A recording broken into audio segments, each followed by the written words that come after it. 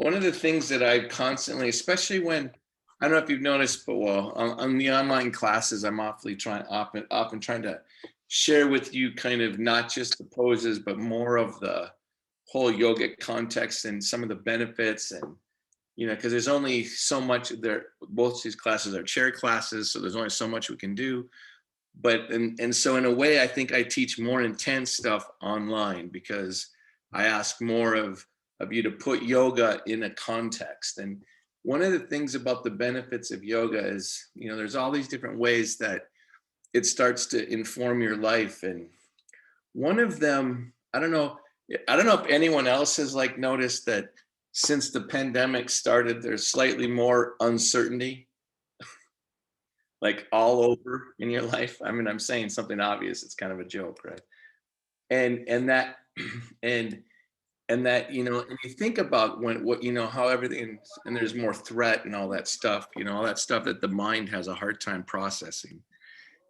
And part of it is like in what ways, one of the questions I want to ask today is, in what ways can your mind or can your yoga practice help you process what uncertainty is, or what it perceives as uncertainty? So in what ways can your a yoga practice ground you and stabilize your mental awareness? Because I don't know if you've noticed that human beings are really bad at thinking about the future. Right? As soon as you try to start thinking too much about the future, there is a lot of unknown, right? And and part of it is that because the future, quote, can't be known unless you're, psychic or prescient. I don't know what that would even mean, but that sensation, when you think about the relationship between uncertainty kind of makes us feel vulnerable, right? But part of what a yoga practice can help you see is to unpack what it is to feel vulnerable, right? And move it outside of just your mind, or move it deeper than that. Like, what are the sensations that I get? Like, if I sit there and worry about what my future is going to be, or how I fit in the world, right? Like like my role and all the things we get all caught up in as normally as human beings, right?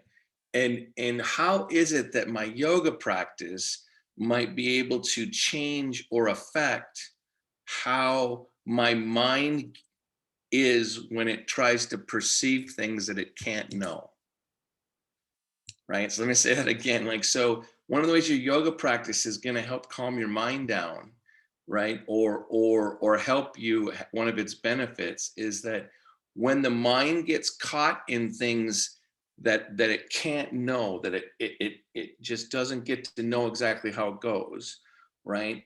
Instead of a mind that's like gets all judgy about that and worried about that, your yoga practice might be able to affect, right? And when we don't know stuff, we feel vulnerable, right?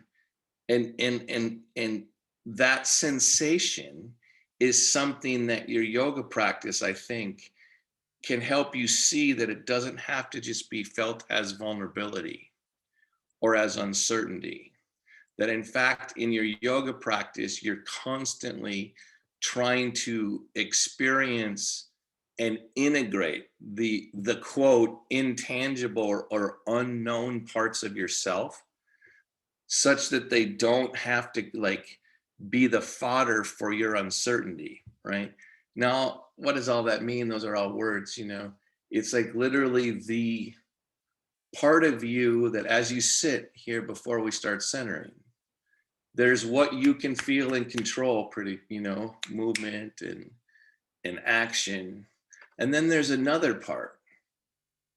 So this other part, as you just sit here and allow for a second, which, I think allowing is like a door opener, right? It opens the door to more parts of you. And remember, I've said things like in a yoga practice, your brain needs to be passive, meaning that in order for you to sense more of what's happening in your poses, right? Your brain needs to be your mind needs not to be super active. It needs to actually be passive and calm down a little bit. Now, what's interesting is that when we're not as actively engaged in stuff, there's a tendency for the mind to get agitated. And so one of the things you're practicing is you sit here and allow for a second that this energy or this awareness or this part of you that doesn't have direct content, right? You can't quite squeeze it, but if your mind starts to quiet down, it becomes more present here. This energy that's like a little less tangible doesn't have to make you feel vulnerable, right? It only gets judged by the mind a certain way and turns it into vulnerability. So even when you're centering, and this is the energy that gets uptight and the stress, like I'm entering kind of a whole bunch of busy, stressful time, and I'm doing things, my mind's being a little bit overwhelmed by it. So I've been catching myself clenching my jaw more and doing some things, trying to hold things steady because of a certain level of uncertainty that I've been feeling more as of late. And so it's like this is the time where my yoga practice needs to help me not let the intangible part of me get caught up in the uncertainty, right? Because what I'm trying to get across to you is that this less tangible aspect of what you are can either go into stress and uncertainty, or it can stay grounded and help you stay open. Because being open, I don't mean emotionally, being open is the source of your resilience, not shut down. This actually makes you weaker than that, right? This might be a short-term strategy to lock down. It's not a long-term strategy, right? And I think that the pandemic has actually been a very interesting, everyone got shut down for fear. We're trying to open up. We're trying to figure it out again. So sit up and just start to allow. Remember, I try to do all this stuff like locate yourself in the room. So feel at first your feet, your sitting bones, and let there be like a sense of groundedness coming from your body. And then just kind of allow before we start doing asana, just like allow that you're in the whole room, that there's parts of the room you can't see right now, right? And that part, the unknown part, is part of what brings grace to a yoga pose. The unknowable part of your experience is not a problem to be solved. It's only a problem if the mind tries to solve it. One of the things that a yoga practice is trying to show you is that you just need to experience the unknowable part without your mind judging it. So I'm just trying to feel in the room, like, and there are ways to help you do that, like feel the air on your skin as you feel your sitting bones, right? Just be more aware of the letting go that happens of your exhalation. So be just more aware of the exhalation in the next couple ones. And then kind of how cool it feels to inhale, to actually take in. So one of your fundamental interplays in your whole life will be the interplay between what happens on exhalation and what happens on inhalation. So you're just kind of feeling like the letting go and the taking in.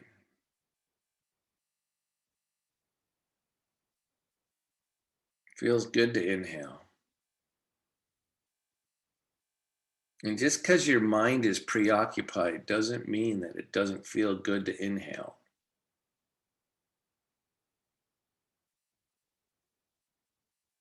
Feels good to let go of stuff, not try to hold up the universe, right? Or all the things you think you have to do today. So part of what's happening in a yoga practice is you're trying to simplify,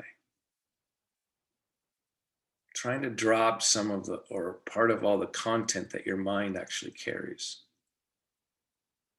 And let your body have more voice. So again, we haven't even started yoga poses yet. We're finding a baseline of your experience that isn't defined by your mind, because your mind gets caught up in the drama.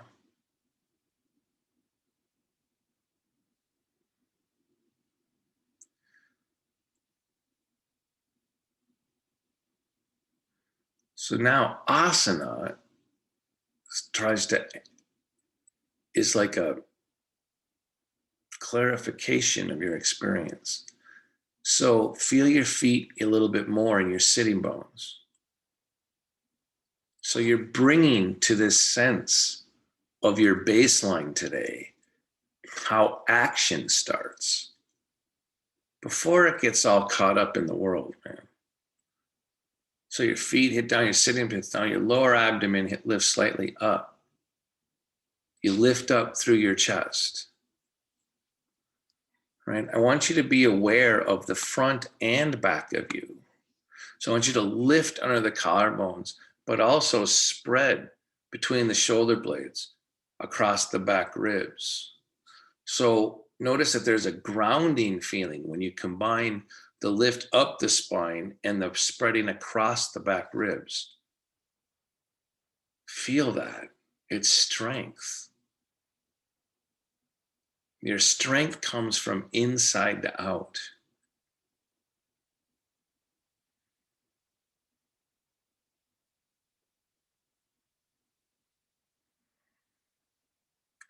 So you make it even a little bit more active. So now sitting bones are heading down. You're lifting up the front of your chest. Now extend from the inner groin down to the inner heel, inner knee to inner heel.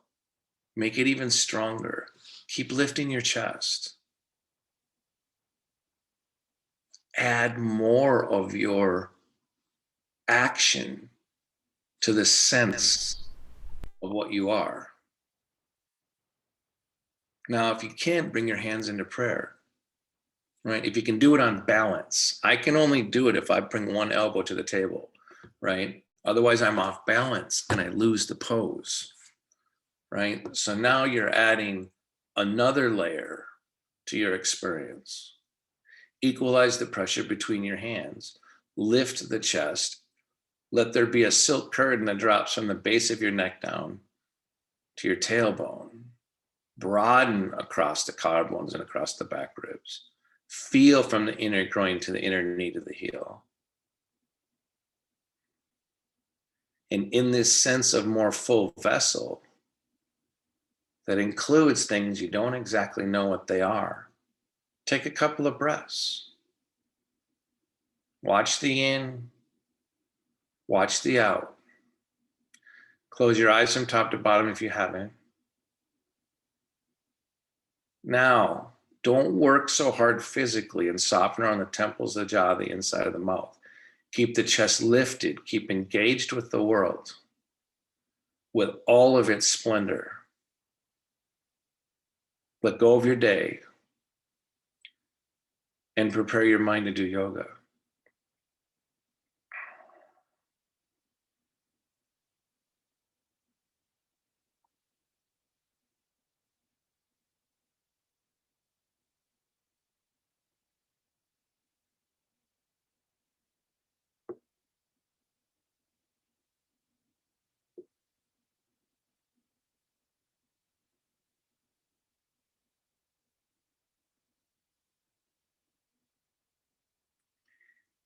Good, and then release. Bring your hands down to your thighs, palms up. Take your sternum up towards your chin down over your sternum. So now you're taking this quiet inward energy and adding more awareness, a little bit more action to lift the chest. Feel the rise and drop your chin down. I like to say in humility. So I'm being strong, fiery with the lift in my chest, but I'm keeping it calm with the drop in the chin. Feeling my sitting bones, my feet. Keeping that whole awareness and letting my inhalation nudge against my rib cage. Help me feel expansive. Exhale and drop the shoulder blades down a little bit more.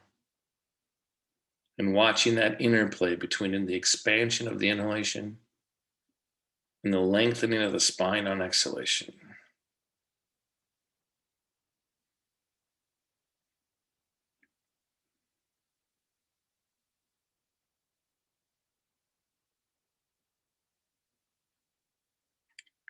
Raise your head up with closed eyes, open your eyes. So, being able to lift a great big boulder is one part of strength, but strength has a lot to do with being able to be like that, more basic and simple in your experience, more connected inwardly instead of losing yourself outwardly.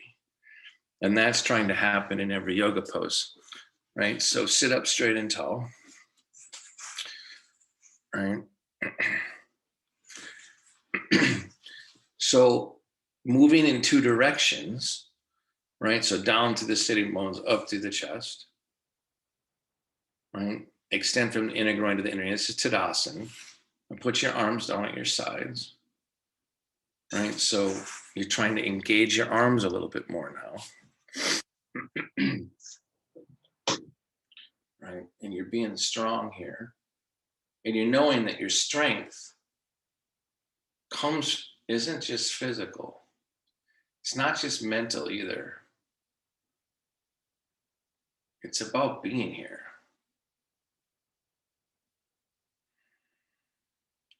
Right? So I'm broadening across the collarbones. My tricep and bicep are squeezing my upper arm bone. I'm lifting here. I'm feeling my sitting bones. Down to my feet. I'm trying to feel the whole room. And I can be here and with the whole room, even though I can't see the whole room. And I'm going to breathe. Good. And then release.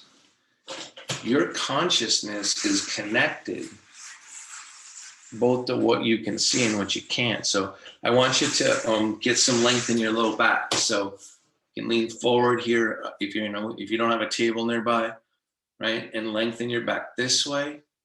So hit down through your sitting bones and lift up through the chest. Again, we're just trying to wake up, and I'm going to use the table here. So I want you to really take some time, again, to wake up the spaces that you usually don't pay attention to, that actually can help your strength. You're never going to be able to be certain here. That's a fool's journey. But you can be here. So you hit down through sitting bones, lift your chest, broaden across your collarbones, across your back ribs, broaden across your sacrum, across your very low back. Start to engage your arms more. Be sturdy. Feel what sturdiness feels like. And take a couple more breaths.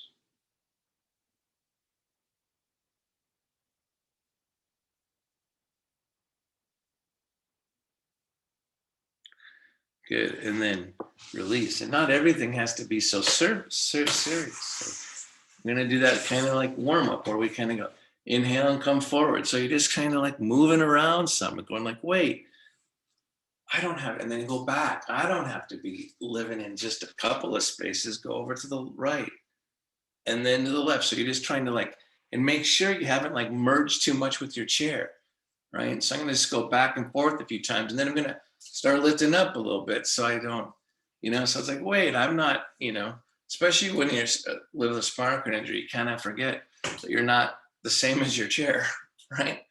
And so I'm just going to get that. I'm going to come forward again. So I'm remembering.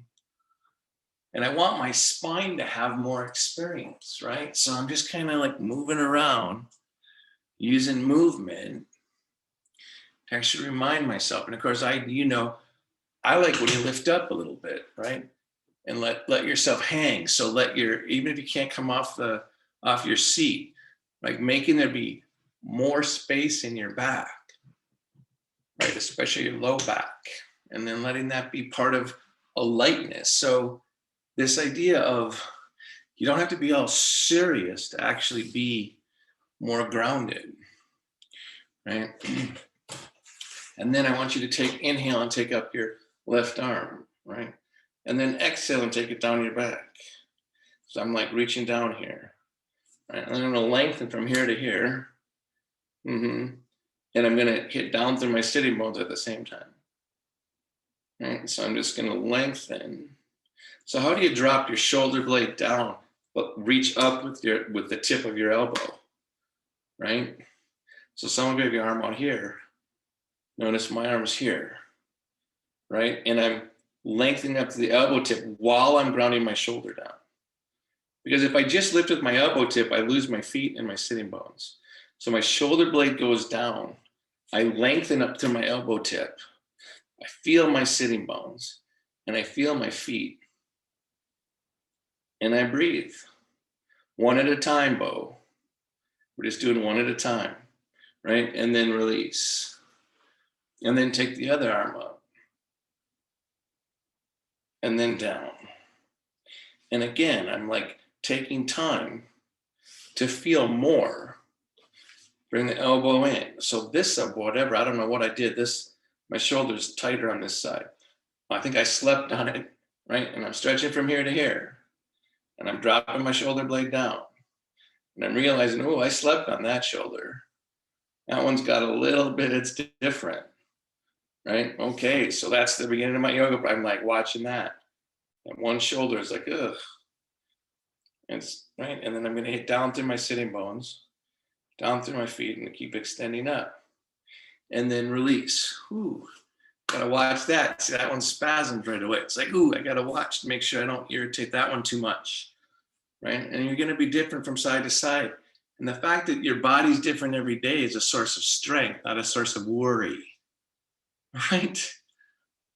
You get a new body every day, right? And so now if you can take up both arms, right? And lengthen from here to here while dropping the shoulder blades down. Hit down through your sitting bones. Extend from the inner groin to the inner knee to the inner heel. But keep raising the elbow tips up. Shoulder blades down. Breathe, right? Good. And then release. And now you're going to take your left arm behind you, right? And we're just going to, I can't help but think of Monty Python when I do this. Remember the Black Knight that says it's just a flesh wound? He doesn't have arms, right? Okay, it's one of those it's almost like you're like you don't have arms. Like you're just being. I really want you to practice opening from here to here, right? From the center of the chest out through the elbow, out to the shoulder, but hit down with your sitting bones and lift your chest at the same time. Right. So this space, by the way, we'll talk about that in a second. So here's me. Let me get closer to the screen. Right. So, and this is like part of shoulder stand. But so here's me letting my shoulder pop forward. Here's me rolling it back, right? Here's me like just having my arm behind my body. Here's me opening it up and making more length here, right? And really trying to lift right over here. So I'm grabbing the back of my wheelchair. I'm kind of figuring out a way to make this as good as possible, right? Taking a couple breaths, this lift up, hitting down. Remember, your spine is emanating all the time. It just turns out that you have limbs, right? That's an evolutionary coincidence. Good, and then release, because your life force is coming through here. It doesn't come through here, you guys. This is the judger. This is the organizer. It's not the source, right? When this gets too alone, it wigs out with uncertainty. Take the other arm behind you. And these are part of the things you're like learning in a yoga practice. So again, you can tell I'm shorter on this arm. Can you see? I don't know if you guys can, I want you to think about it in your own body, but like this side doesn't open as much, right? It's because I got scoliosis and all this stuff. So I got to work to get this one more open. I'm sure you have one shoulder that opens more than the other. I'm sure you do, right? So I'm going to try to extend from here to here, hit down through my sitting bones, down through my inner heel, open my chest, breathe. Good, and then release. So one of the things, so when we, at the beginning of class, when I have you lift your chest and drop your sternum, this lift of the center of the chest is also trying to lift right here. And there's a pose, shoulder stand, Sarvangasana. It's the queen of all yoga poses, right? And one of the things that I remember I've been exploring for the last 28 years, but like, is that I heard Bika Iyengar said that fear tends to be right in here, right? And that one of the things that shoulder stand does is it tries to invigorate and reclaim. Because like, think about it, when you're like afraid, you go this way, right? And this closes down, right? So learning to open this is a very powerful thing. And it's in a whole bunch of poses right on each side, right? So take your arm behind you again. And it's gonna, so I'm doing a lot of the stretch through here, and I've got way tighter shoulders than most of you, so this is harder for me, but I'm really now, instead of just like going from here to here, I wanna support it by lifting right there, right? And then I'm gonna take the other arm behind me. Oh dear, right? And my neck wants to pop forward. That is shoulder stand, right? So I lift, and can you tell I got one side that lifts better than the other, for God's sakes, right? So I'm trying to take both shoulders back, lift on the side armpit, chest right in through here, which Bika Iyengar also says is the energy storehouse. Energy is here if you can release it. So I'm trying to open both sides, drop my chin a little bit, and breathe. All right, so I'm just like trying to feel more open. Good, and then release. And so instead of thinking about the source, so headstand and shoulder stand, which are complete inversions, right? I could show you pictures if you want, but imagine I'm like this part was on the ground and I'm upside down. Headstand is considered, Sirsasana, is considered the quote king of all yoga poses. Shoulder stand is considered the queen of all yoga poses, right? More nourishing, although it's harder in some ways to do, right? But notice neither of them, quote the mythological king and queen, have the arms out wide.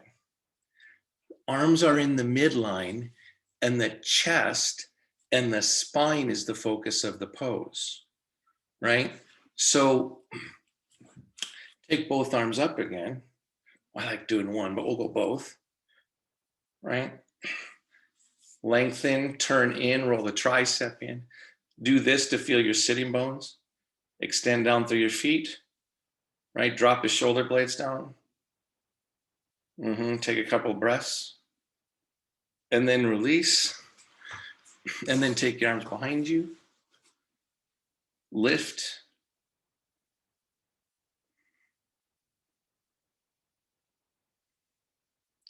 So I have a student, she's not in this class.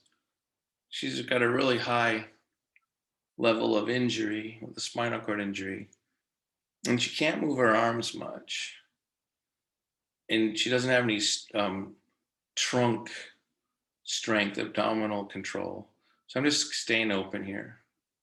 And then release. And so for her, the idea of falling or being off balance, she's in an electric wheelchair, like, is incredibly scary, right? Like the idea of thinking about falling with your arms tied behind your back, right? That would be really scary, right? And it really struck me in watching her, being her teacher, about that being a metaphor, right? Of what if you couldn't control everything in your environment, or you could control hardly none of it. So Sammy's her name. I so honor her resilience, because she's living that every single moment, right? Like she's really doesn't get to control her environment at all, right? And she's like, because she can only do like this, she doesn't get to go out and grab the world at all, right? So sit up straight and tall, right? Feel this broadening, this opening. Lift the chest. Feel your sitting bones. Feel the breath into your rib cage. Exhale and lengthen your spine. What if you didn't get to manipulate and control the world with your arms and legs? Right? And I don't mean that for sympathy. I mean that to find strength. Like trying to find the strength that I think I've watched Sammy realize is how to just be here. Because there's a pose, and that's what we're going to Tadasana, which is going to combine shoulder stand and headstand, right? So inhale, take your left arm up. Exhale, take it down. Inhale, take your arm behind you. So right and around. So now you've got this and this going at the same time, right? But this is so like, if you could make a clasp behind your back like this, with my shoulders can't do, that's what you're supposed to do. You also could have a belt between, right? But I'm just like doing the shape. I wish I could make the connection between my two hands, but I can't. So it's not the end of the world, right? And so I want you to rotate this arm in and lengthen it. Open here, right? This is called Gomatasana. Hit down through your sitting bones. Extend from your inner groin to your inner knee. Lift on your collarbones. Just watching you do that really good, Ailey. So like, that's how you lift and move through, right? That's what I mean. Find grounding here and breathe. Find the length here, the opening here. Good, and then release. So what's weird, well, not weird, but what's great about inversions is they do this different positions here, but they make you move the energy from your head to your feet, right? So when you're upside down, you're forced into pushing up through gravity, right? Which is a way to use your will, right? So now take the other arm up,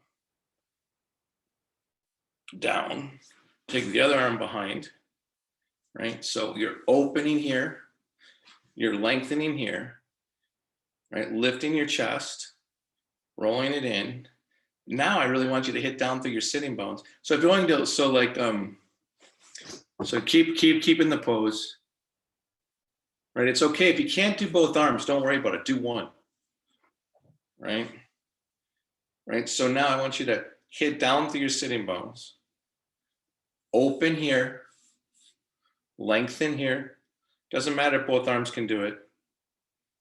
Breathe. Go now, try to move energy through your sitting bones and through your feet as you lift your sternum and open your chest. Good, and then release. Hit both arms down at your sides. Lift your sternum. Broaden across your shoulder blades. Hit down with your, right? So you're broadening between your shoulder blades, right? You're hitting down through your sitting bones. You're going this way and this way. Lifting here. And then release. So the idea of keeping this open is going to be in a lot of standing poses too, right? So when when we lean off, because you got to do changes of gravity, right? So lean off to your right. Now, when this arm goes up, if I'm falling this way, right? So like going a little bit down, see how this is closed, right? When I open and I expand here, and I extend the arm up, and I get this more active, but now is the bottom side active, right? So this opens easy, this collapses. Can I keep it long, right? Can I keep the bottom side of my rib cage long? And what do you have to do that? Good, and then release. Because remember, we were just here, and I have a harder time opening here, but like that's where a lot of the energy comes from. And then I'm gonna go the other way. Take the arm up. So this opens, right? But can I be aware of the part of the pose I can't see as much? I don't get as much control over, right? And so I'm using both sides of my rib cage, even though this one's easier to feel. I'm trusting and trying to feel the bottom side, and I'm breathing, right? Remember, you're constantly hitting your sits bones down and going down through your feet. Good, and then come on up. You're constantly in a yoga pose, activating the parts that you can control and feel, and integrating them with the parts you can't control and can't feel. And what I'm trying to get you to know is that when you're practicing that, you're actually learning how to deal with the intangible uncertainty, right? You're actually learning how to ground it into your own sense of strength, right? Remember, it's because things are unknown that everything's possible, right? So remember, there's potential in what's unknown and intangible. It's not just that it has to be feared.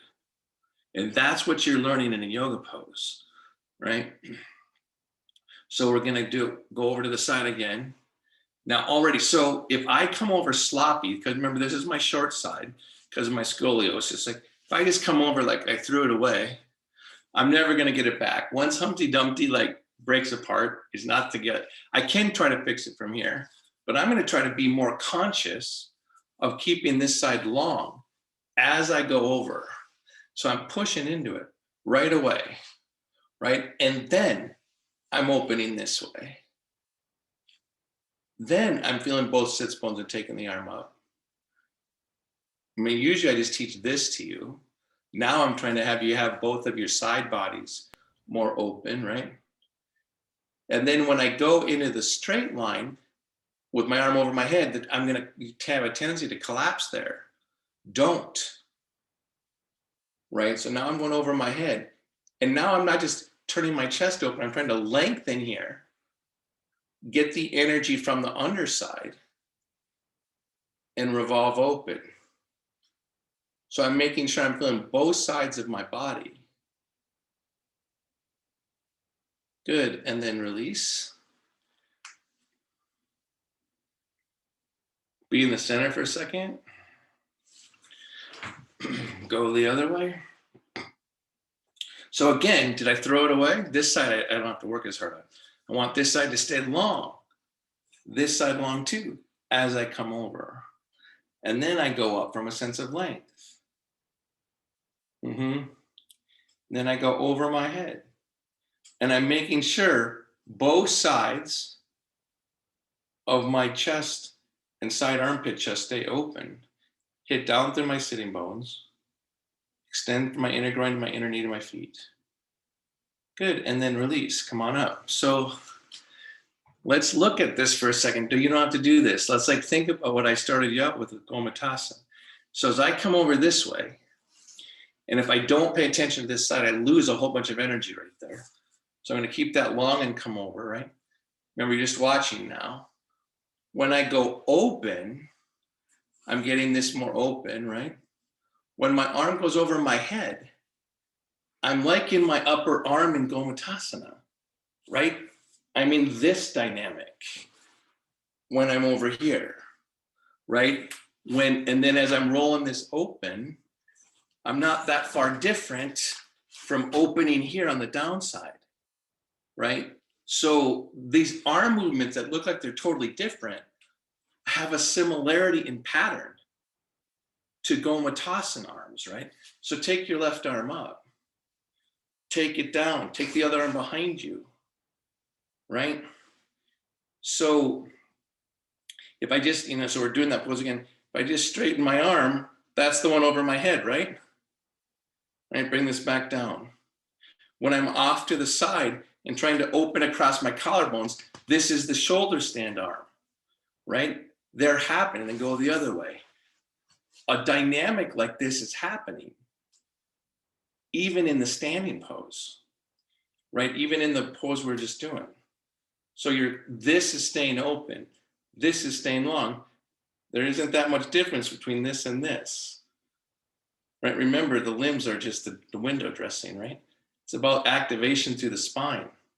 Good, and then release. So with that in mind, let's go off to the side again. Remember, this opening, lifting needs to happen even when I go over to the right, right? So this is happening right here. This is keeping it open. This is this with some differences, right?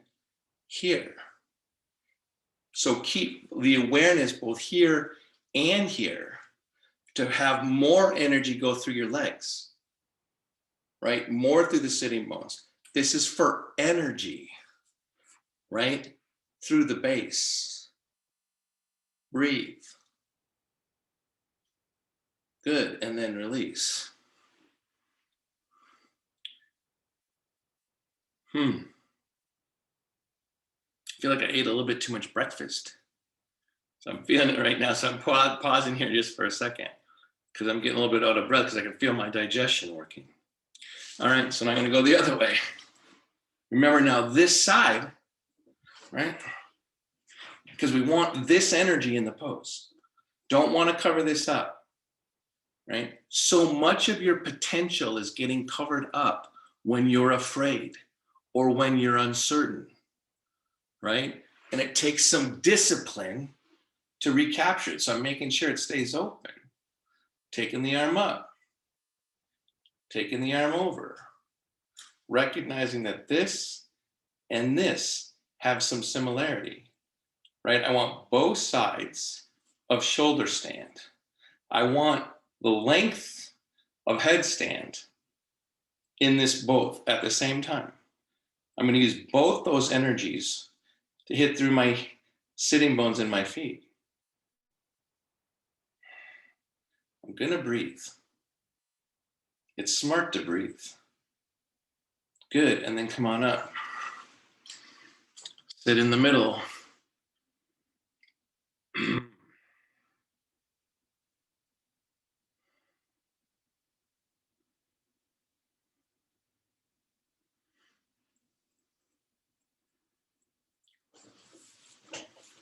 So, I want you to come forward, lengthen your back. So whether it's on your shin, on your thighs, right? Let's get length in the back. So I remember I'd been doing yoga since 1991, and the year was 2001. So I've been practicing for 10 years. And I was at an Iyengar convention. Gita Iyengar was teaching. It was like 1,000 people in this room. Maybe 700. It was a lot of people. It's a big auditorium. And I was put into the back of the class because I was disabled, right? And that was the therapeutic part of the class. So you're lengthening your back the whole time, by the way. Just because I'm telling a story doesn't mean you're not freaking doing yoga, right? What I'm trying to do is get an indirect lengthening of your back and lifting under your collarbones, right? And like I'm just like distracting your mind a little bit, right? And this senior Iyengar teacher said to me, with like kind of shaming me, all you do is pull the energy up, meaning that I was good at lifting my chest and going skyward, but I wasn't good going down. It was not a very nice way to say this to me. And she said it kind of with disdain and disgust, right? And she didn't then go on to teach me, because she didn't know how, but she didn't want to admit she didn't know how, right? How to help me push from my head through my feet. Right? So, and then come on back up. So you got the length in your back. So it was easy for me to live this way, but not go this way because I was paralyzed, right? Like, so it would be natural that I'd be better at sucking up this way than going down that way because it seemed impossible to me. So what I'm showing you right now is, being able to move energy from this way to this way towards your feet.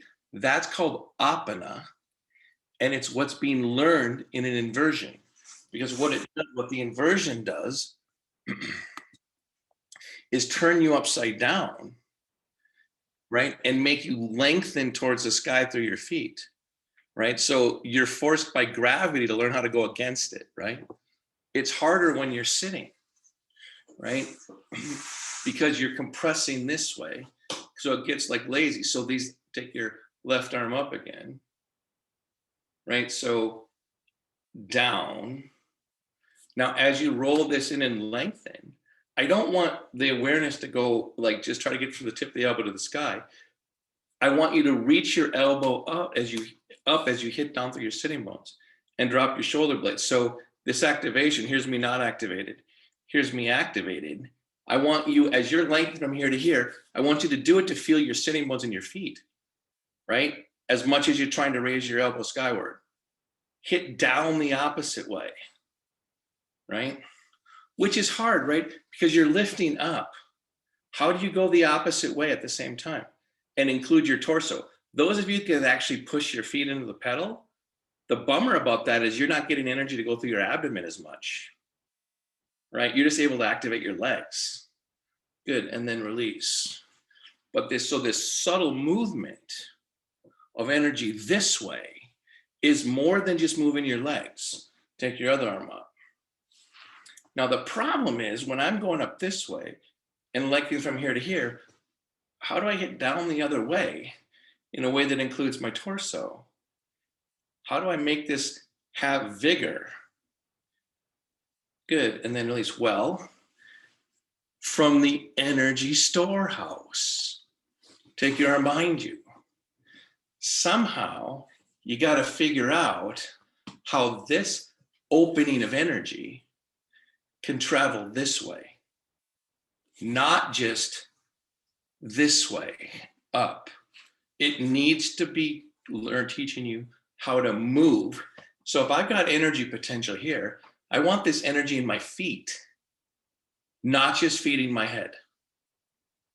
Because otherwise, your aliveness will feed your agitation, right? You want your aliveness to feed your grounding. And intangible, this isn't tangible exactly. Good, and then release and take the other arm behind you.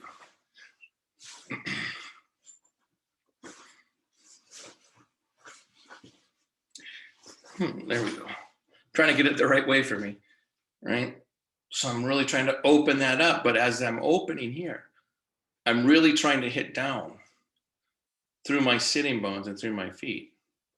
Now, if I can do it with both arms, but as soon as I go both arms, by the way, I collapse, right? So I'm not gonna, as I can't stay as open here, I'm not gonna strain as much to hit down through my sitting bones and feet, although I'm gonna try. But I don't wanna do it with strain. Now drop your chin a little bit. This is gonna be shoulder stand. And it's for your legs. Good, and then release. So now we're gonna do a version of headstand and a version of shoulder stand, right? Because we're still in that place of how do you activate more of you for your own strength? How do you get the less tangible parts of yourself to be part of your actions rather than having them feed your insecurity, right? Your mind, if your energy goes only to your mind, you will get less secure, right? It needs to actually be grounded. And that, what we call self-confidence is just a form of grounding, right? I mean, these words we use, you know, maybe you have a belief that keeps you grounded, I'm not sure, right? But it's hard when things are full of fear. All right, so take up both arms if you can, one if you do. I'd rather some of you just do one at a time, right? But that's your call, right? So you're bringing your elbows in, right? Remember, I want the elbow tips to hit up, the shoulder blade to go down.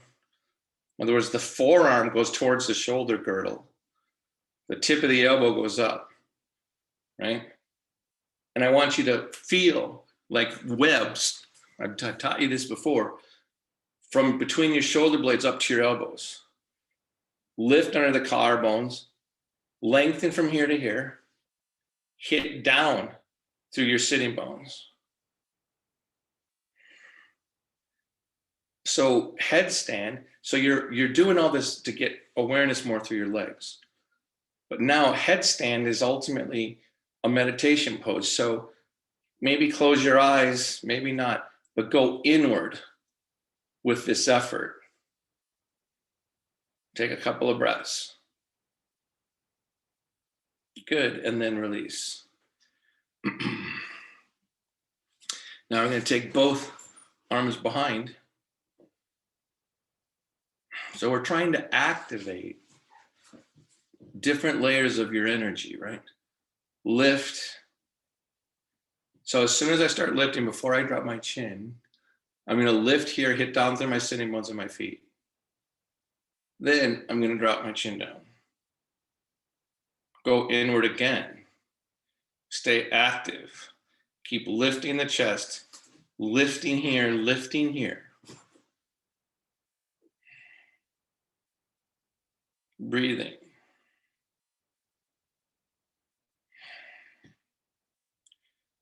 Realizing strength. Core strength, and then release. So the strength, the real strength, comes much more from the core than it does from the size of your biceps. Although the size of your biceps will let you pick up more boulders. Some of the most, I hate to say this is a gross generalization, so it's not fair. Many of the males that I've known that have been bodybuilders have been very afraid that their desire to get big is grounded in a layer of uncertainty, right? And it's not everybody that I've met, but a lot of them, right? Because maybe they're not big enough, they're not, they're not manly enough, they're not something. So they think that building brawn will make them feel stronger. And it works a little bit, except when you peel off those layers and they get to where they're actually afraid, right? So take your left arm up, exhale it over to the right, take the other arm behind you, because now check it out again. You've got it going on again, right? Lift your chest, feel your sitting bones, feel your feet. Inhale, lift up, exhale, revolve. So we're just doing a twist. Keep lengthening your spine. So this idea of hitting down through your sitting bones, don't worry about how much you twist. Lengthening your spine. I hope you can feel. To lengthen your spine upward, you have to hit through your sitting bones. You were just practicing this, right? Inhale, lift up, exhale, revolve. Good, and then come on back.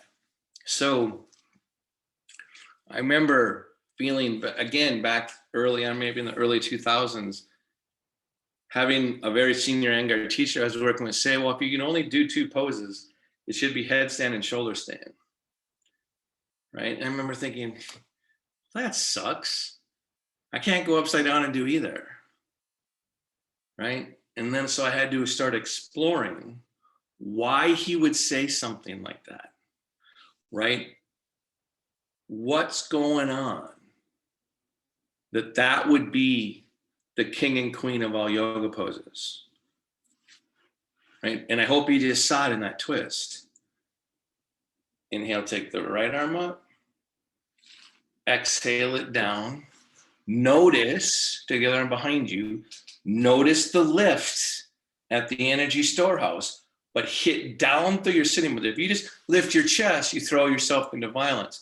You got to move as you're in this position, hit down through your sitting bones from your inner groin to your inner knee to your heels to keep the downward energy grounded. So the lift and the opening and the side armpit chest follows the train tracks down your legs.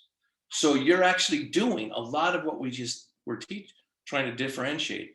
Inhale, lift up, exhale, revolve. But instead of cranking in a circle, lengthen your spine more, go down through your sitting bones, down through your feet, up through your collarbones, include the energy of the energy warehouse. Inhale, lift up, exhale, revolve. Don't try harder to grind, use more of you to twist. Good, and then come on back into center. Be symmetrical in the center.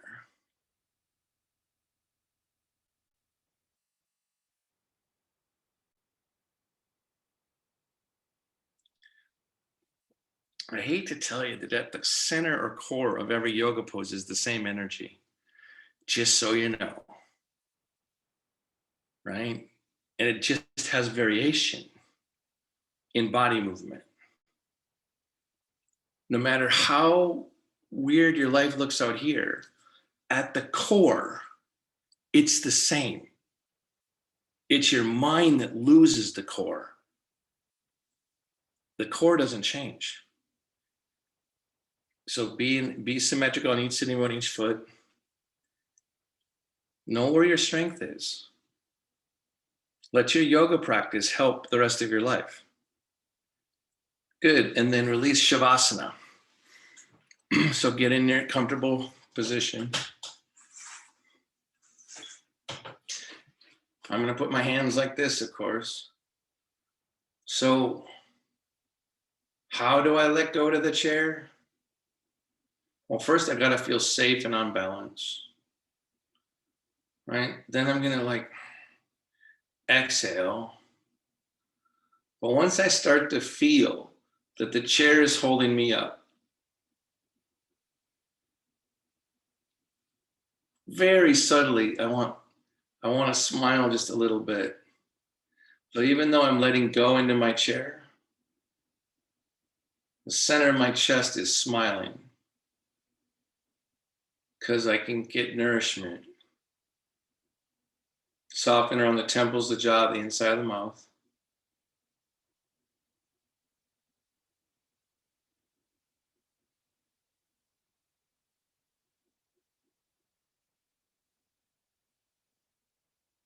Let yourself be open.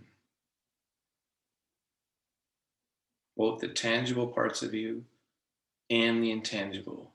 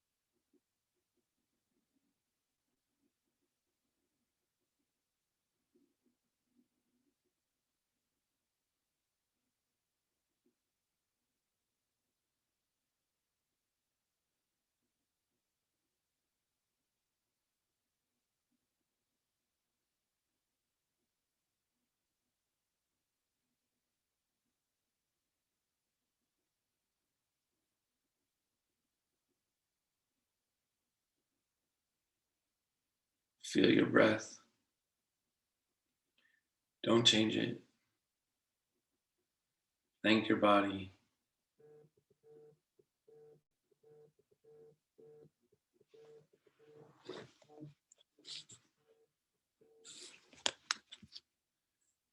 Start to bring yourself back. Slightly deeper inhalation, slightly longer exhalation.